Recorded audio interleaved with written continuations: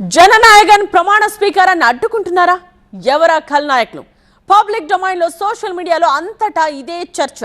తమిళనాడు రాజకీయం suspense thriller సినిమాను తలపిస్తోంది. శుక్రవారం చాలా ట్విస్టులు తెర మీదకి వచ్చాయి. సర్కార్ ఏర్పాట్లపై సస్పెన్స్ కు ఇవాళైనా శుభం కార్డ్ పడుతుందా? ఒక్క మిట్టు దూరంలో పట్టాభిషేకం. ఎస్, నాటకీయ పరిణామాలతో తమిళనాడు రాజకీయం థ్రిల్లర్ సినిమాను తలపిస్తోంది.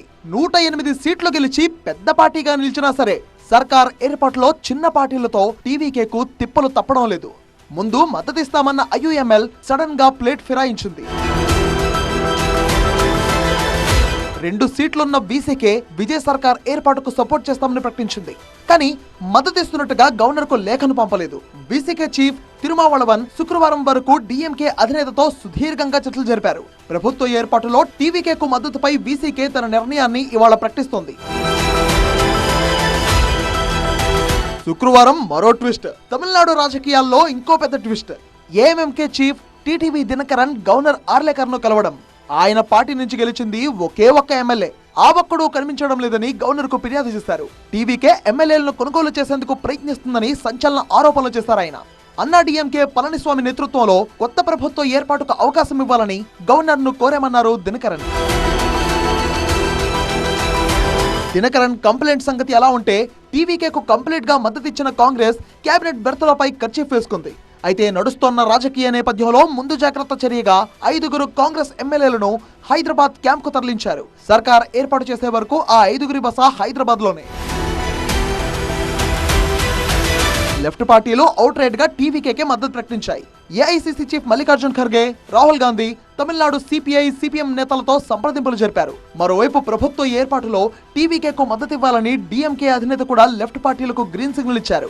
14 మంది వామపక్ష నేతలు సుమారు 4 గంటల పాటు చర్చలు జరిపారు. ప్రభుత్వ ఏర్పాటుకు మాత్రమే టీవీకేకు మద్దతివ్వాలని నిర్ణయించారు. కేబినెట్ లో చేరేది లేదని స్పష్టం చేశారు. మతవాద శక్తులకు వ్యతిరేకంగా తమ పోరాటం కొనసాగుతుందన్నారు. రాష్ట్ర ప్రయోజనాల కోసం డీఎంకేతో కలిసి నడుస్తామన్నారు. టీవీకే ప్రభుత్వ ఏర్పాటును బీజేపీ పరోక్షంగా అడ్డుకుంటుందని వామపక్ష నేతలు ఆరోపించారు. తమిళనాడులో నడుస్తున్న రాజకీయాలపై రాష్ట్ర బీజేపీ నేతలు సమాలోచనలు చేశారు. ప్రభుత్వ ఏర్పాటును బీజేపీ అడ్డుకుంటుందన్న ఆరోపణలను ఖండించారు. ఇక శుక్రవారం ఉదయం టీవీకే ఎమ్మెల్యేలతో సమావేశమయ్యారు విజయ్. ఖచ్చితంగా ప్రభుత్వాన్ని ఏర్పాటు చేస్తామని, ఎవరూ అధైర్యపడవద్దని సూచించారు. సాయంత్రం విజయ్ లోక్ భవన్ కు వెళ్లారు. ప్రభుత్వ ఏర్పాటుకు ఆహ్వానించాలని గవర్నర్ ఆర్లేకర్ ను కోరారు. ఆ తర్వాత సరాసరి సిపిఐ సిపిఎం ఆఫీసులకు వెళ్లారు. తమకు మద్దతుగా నిలిచినందుకు ధన్యవాదాలు తెలిపారు. విజయ్ మూడోసారి గవర్నర్ ను కలిసిన ప్రభుత్వ ఏర్పాటు కోసం లోక్ భవన్ నుంచి ఎలాంటి ప్రకటన రాలేదు. దీంతో ప్రమాణ స్వీకారంపై అనిశ్చితి ఏర్పడింది. ఎవరూ చెన్నైకి రావద్దని టీవీకే ప్రకటించింది. ఒకసారి కాదు, 2 సార్లు కాదు, 3 సార్లు లోక్ భవన్ కు వెళ్లారు విజయ్. ప్రతిసారి ట్విస్టే. సంఖ్యాబలం ఏదని మెలికలే. సర్కార్ ఏర్పాటుకు అసలైతే మ్యాజిక్ ఫిగర్ 118 సీట్లు.